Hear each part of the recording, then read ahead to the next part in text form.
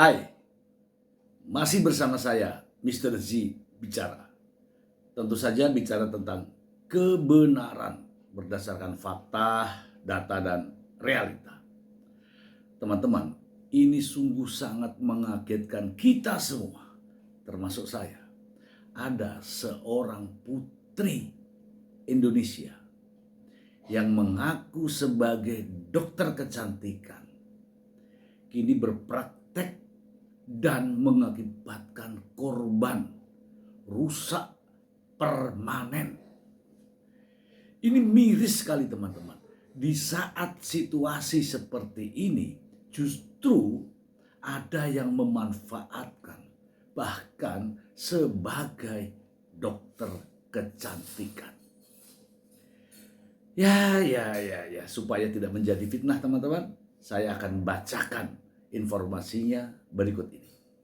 Dari Kompas.com, mengaku dokter, finalis Putri Indonesia Riau ditahan kasus klinik kecantikan ilegal. Wah. Pekanbaru, Kompas.com, seorang wanita berinisial JRF alias Jenny yang diketahui merupakan finalis Putri Indonesia Riau 2024 ditahan polisi terkait dugaan praktek medis ilegal di Pekanbaru, Riau.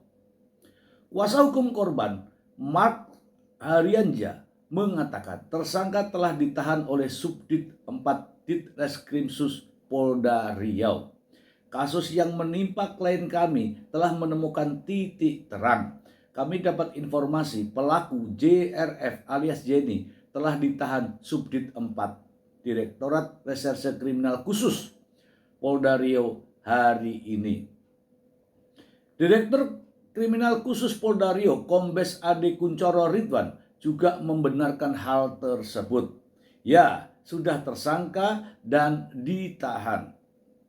Mengaku dokter, Mark menjelaskan tersangka merupakan pemilik Arauna Beauty Aesthetic Clinic di Pekanbaru.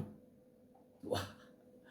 Namun pelaku diduga mengaku sebagai dokter tanpa memiliki surat tanda registrasi maupun surat izin praktek.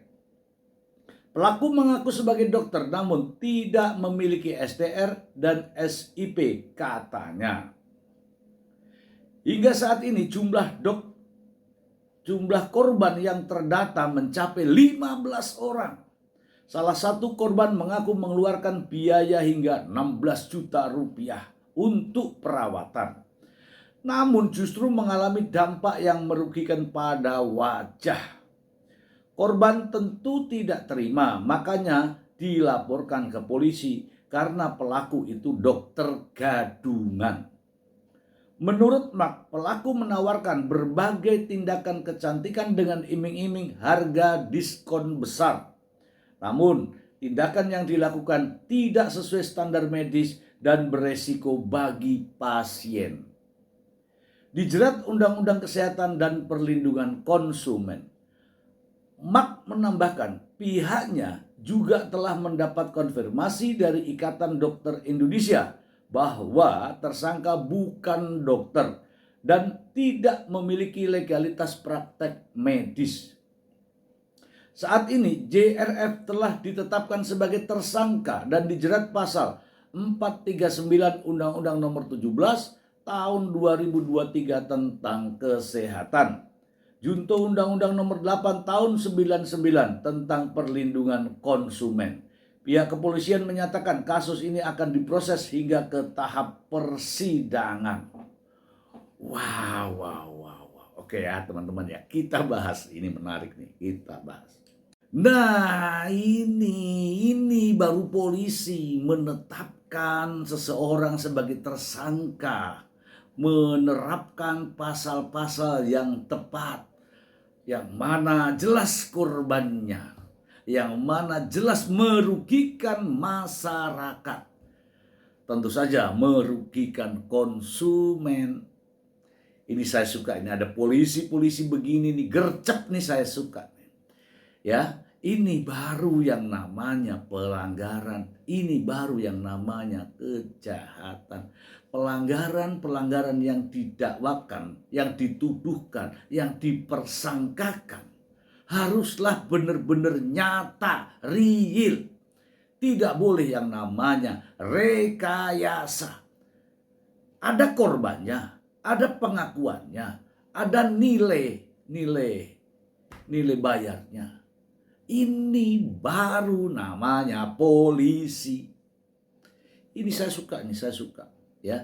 Apa yang terjadi ini sebagai cerminan bahwa polisi peka, ya, peka. Apakah ini benar-benar yang namanya undang-undang kesehatan atau undang-undang perlindungan konsumen? Ini yang saya suka nih.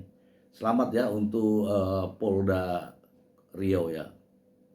Ini begini teman-teman ya, apa yang terjadi ini justru mengagetkan saya ya, sebagai yang selama ini ya, sebagai netizen lah, sebagai netizen yang selama ini peduli dengan adanya perlindungan konsumen. Justru ini saya melihat bahwa yang namanya perlindungan konsumen jelas ada korbannya, jelas perbuatannya nyata. Jelas ini barang begini kalau di berkas perkara, kalau disampaikan kepada jaksa penuntut umum, pasti langsung P21 tanpa rekayasa. Ya, tapi saya prihatin ya teman-teman, justru dilakukan oleh seorang yang tercatat sebagai putri Indonesia. Apalagi kalau dia menggunakan identitas palsu sebagai dokter palsu. Ya selain berat hukumannya, jelas menjatuhkan harga dirinya. Ya, mendapatkan uang begitu banyak dari hasil bodohin orang, tetapi ternyata dia bukan dokter. Ya, ini juga peringatan bagi Badan POM ya, melihat situasi begini ya lebih bekerja sama. Jangan diam saja. Datang ke Riau, cek kebenarannya, produk apa yang digunakan sehingga menimbulkan persoalan ini. Dan ini akan bisa digunakan untuk akselerasi ya ke depan, agar BPOM tidak dikatakan sebagai lemah, ya kan, pengawasan lemah dan sebagainya. Itu saja dari saya. Ini menarik sekali teman-teman. Terima kasih. Bye.